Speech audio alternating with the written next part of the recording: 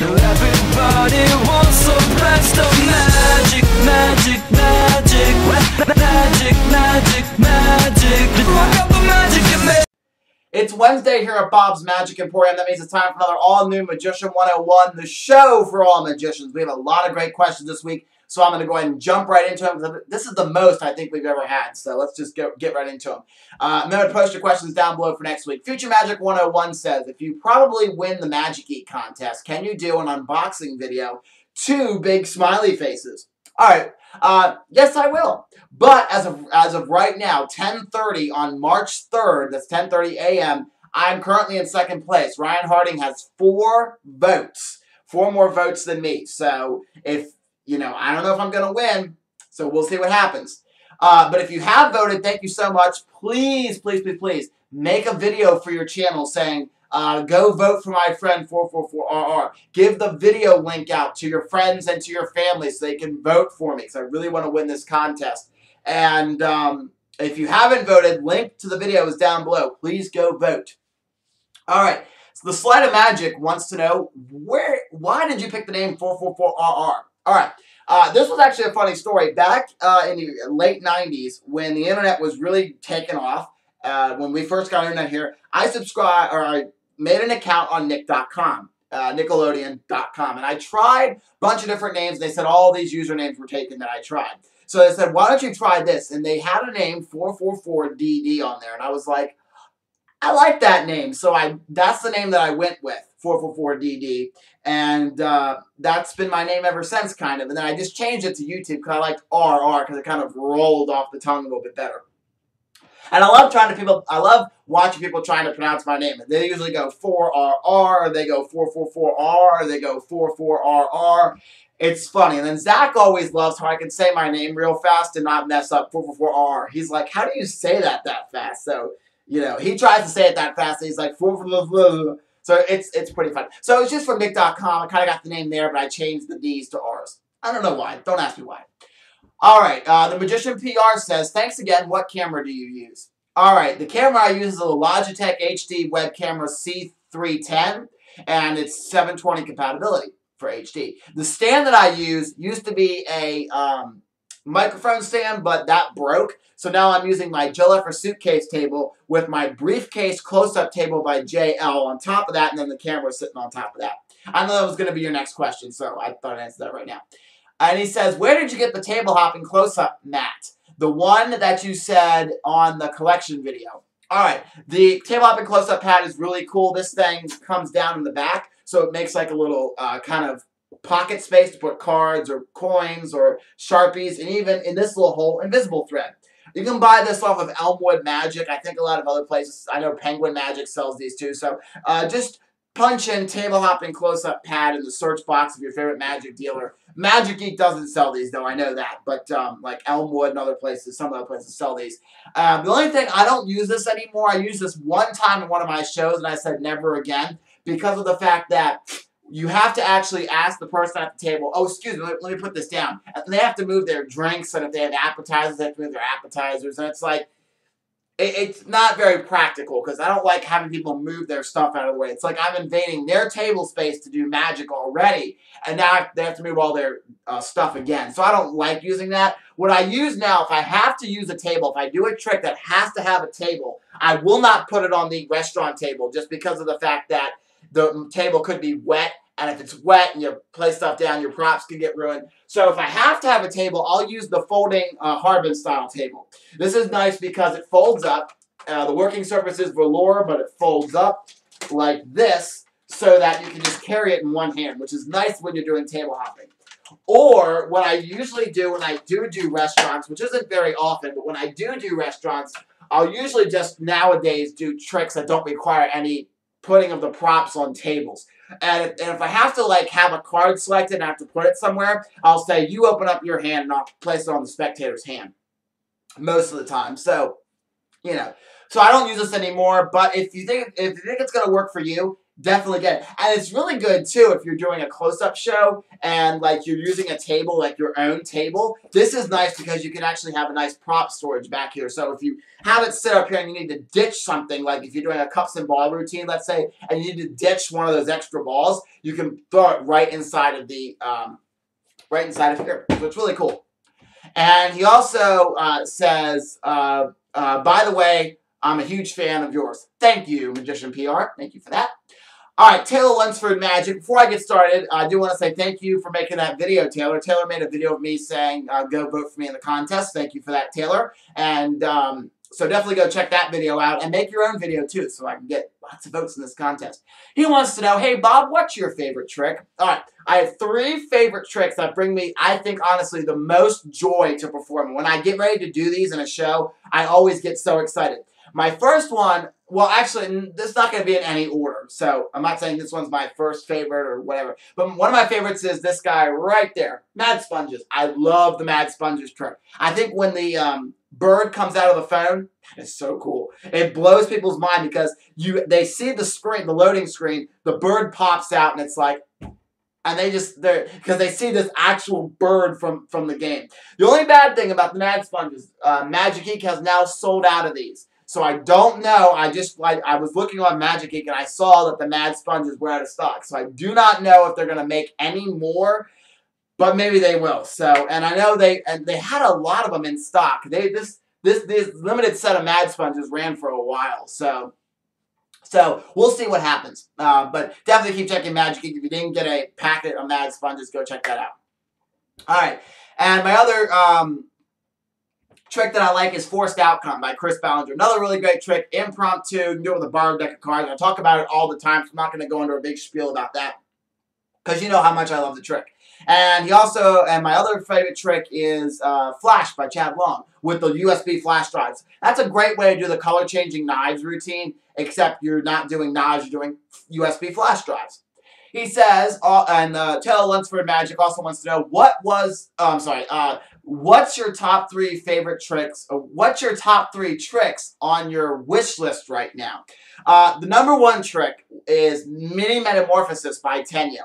I know Jay Brothwick and Noah Brady both sent me an eBay link to an auction that had one selling. It went too expensive. I couldn't buy it. So Jay or Noah, if you see another Mini Metamorphosis on eBay, definitely send me the link because I would like to look at it, maybe buy one. But that's top of my list. And then some other tricks I don't have that I really want to get is all the new 2014 Tenyo line because a lot of the tricks for the Tenyo line look really, really good. So those are probably all the ones on my wish list right now that I really, really want.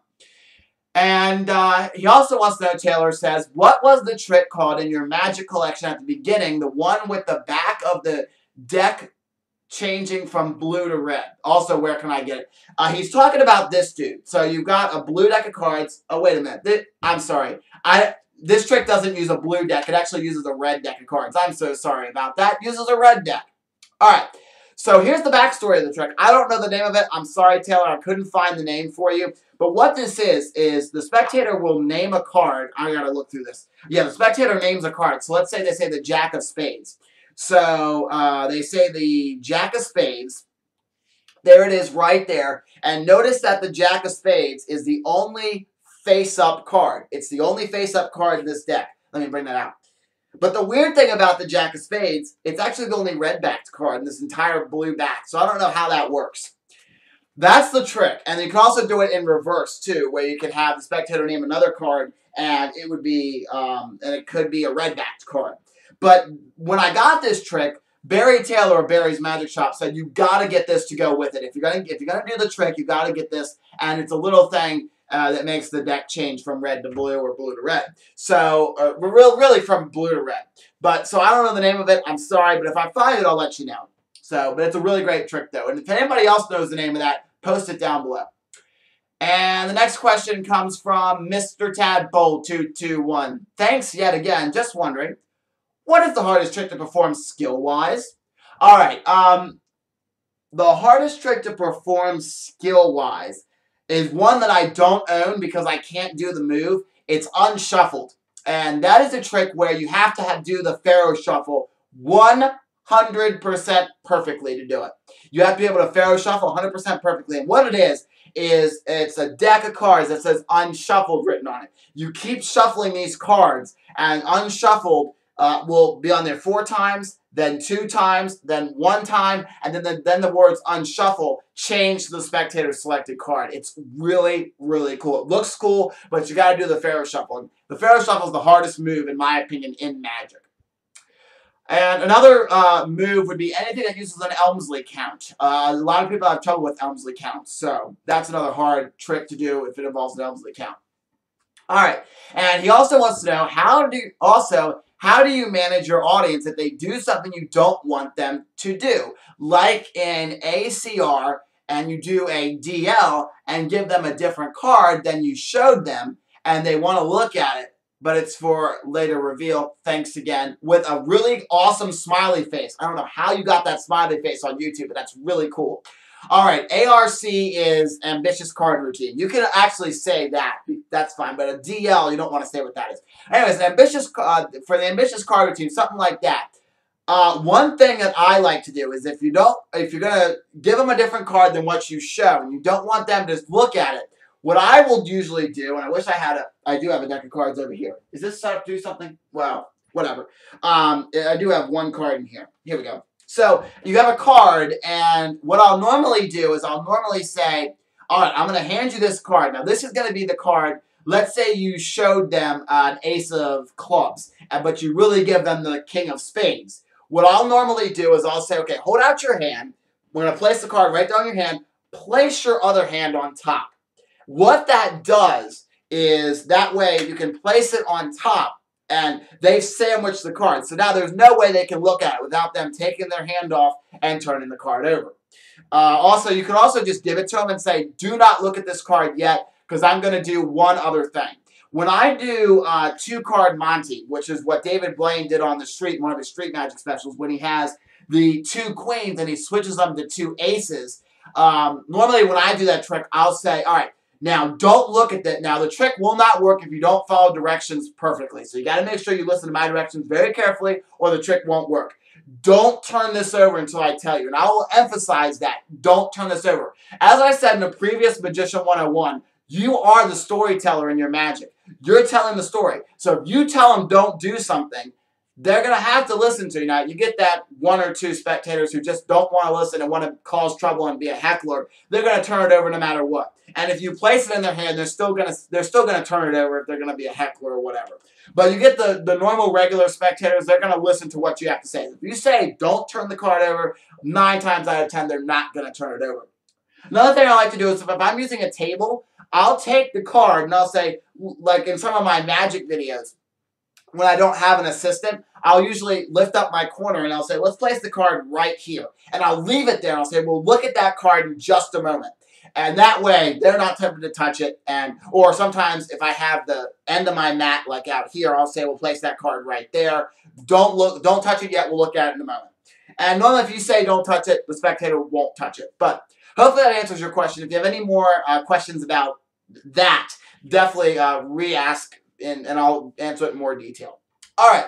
Brendan Shepard wants to know, how are the angles on this, oh my God, I can't read. How are the angles on the Stratosphere, and can you do a full review? I love the Stratosphere, and I'm not just going to do a review, Brendan, I'm also going to perform the trick, because I love this one so much. All right, so let me get the trick out here. Ow, dang it. All right, one more. Okay, perfect, and I need the little box. Excellent. All right, so here we go, Stratosphere. So I have some colored balls here. Does anybody know what these colored balls represent? Can anybody? Traffic light. Who's a traffic light? Very good. They look like a traffic light, don't they? All right. Well, you know green means go, yellow means caution, and red means stop. All right. I want you to see that there is nothing in the tube. And I have this tube here, which is like a covering. So I'm going to cover this up, and we're going to place the balls in order that they're shown on here. So the first one they have is green, so we're going to place the green one right in there. And next is the yellow one. We'll put the yellow one in there. And finally, we have the red one. So the red one goes in there. Now, if I give it a little snap, wait, I got to make sure I put the balls in the correct way. Oh, wait a minute. Wait, how did the red one... Okay, all right, hang on. I think I did something wrong. Let me try that again. I'm so sorry about that, folks. Let me try something again. Okay, perfect. Nothing in there. We'll place the covering over. Green goes first, yellow goes next, and red goes last. All right, give it a little snap. Wait. Dang it happened again. I can't believe it. All right. I got an idea. The red ball is being pesky. The red ball is being a little pest. Here's what we're going to do. We're going to do that. And I'm going to take this red ball. I'm going to place it right over here inside of the box. Right there. Perfect. Great. Now I'm going to place the covering back on the tube. Green means go. Yellow means stop. Yellow means caution. Let me check on this red ball really quickly before I do this here. Let me, wait. The red ball's gone. It can't be. Okay, I guess I'm just not going to be able to do this trick. Sorry about that, folks. All right, and that is Stratosphere. Really, really great trick. I love this one. All right, let's answer your first question. The angles on Stratosphere are really bad.